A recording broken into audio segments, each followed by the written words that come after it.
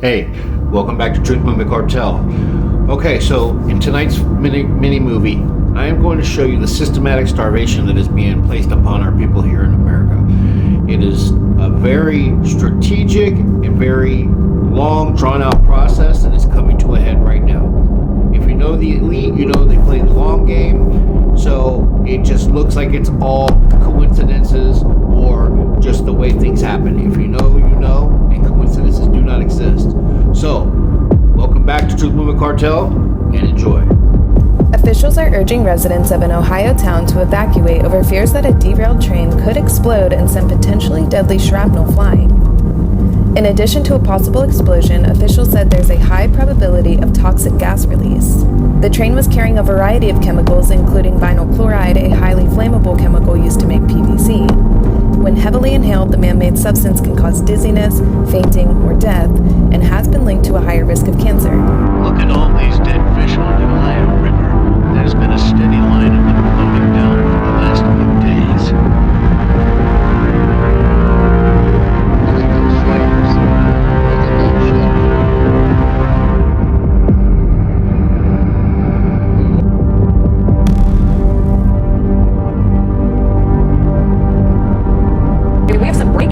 Crews are on the scene of a massive train derailment in Colorado.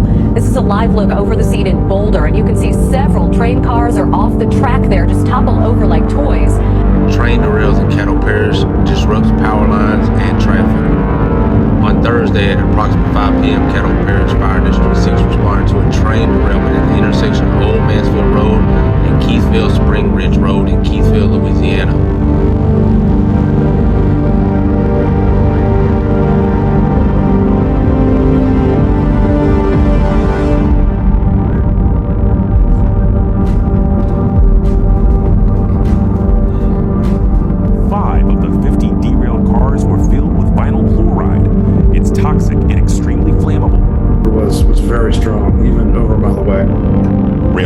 Norfolk Southern saying their plan was completed successfully, draining the chemicals into a trench.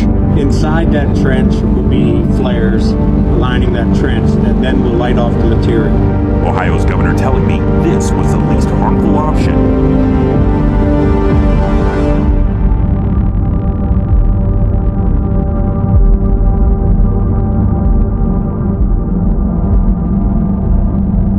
A train carrying the highly toxic chemical vinyl chloride derailed and exploded near the Ohio-Pennsylvania border. To prevent a more dangerous explosion, the crew then had to add and burn more toxic chemicals. Well, if you want to know where the next train derailment is going to be at, it's probably going to be here in Colfax, West Virginia. The water's running underneath the railroad tracks, but not through the pipe. It's just running around the pipe, eroding the entire side of the hill. Back to that breaking news story that we've been following. That is your picture this morning. A freight train derailment in Madison, near the 2100 block of Main Street. No injuries reported in this, but we do know that residents are being asked to evacuate their homes 1 mile south and west of the derailment site because of a suspected chemical leak. And Megan, at this time, Pittsburgh police say that 26 barges broke loose and floated down the Ohio River. You can see where some of them got stuck right here at the Emsworth Lock and Dam. This is Dabu 7. We have reports out of Galveston, Texas, that we have an accident here involving a barge, as you can see here, that has hit a causeway or a bridge. So let me get this straight. Baltimore Key Bridge got hit. Then, that same day, I-480 bridge was burnt down. Now, Oklahoma bridge was hit. But the only difference about the Oklahoma bridge is that they just did damage. They couldn't knock the bridge down. Isn't it mighty strange that bridge after bridge after bridge is getting attacked? Holy hell! Holy shit! Did you feel it? Yeah.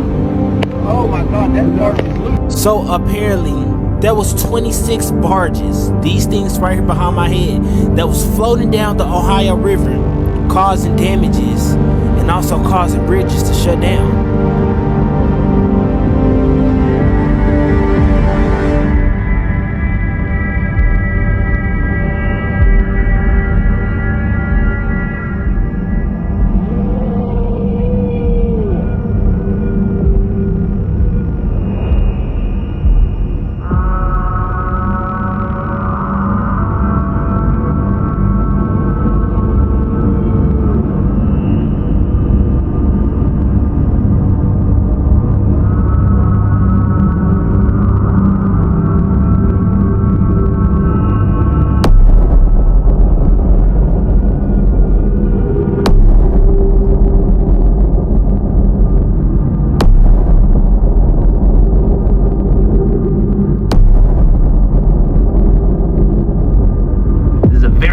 PSA that nobody should be flying any Boeing aircraft after the Alaska incident last Friday where part of the fuselage blew out. 2 airlines, United and Alaska, have found loose hardware on the airplane in question, the 737-9. By the way, United and Alaska are the 2 biggest operators of this type of aircraft. Years and generations, wars have been fought over oil. In a short matter of time, they will be fought over water.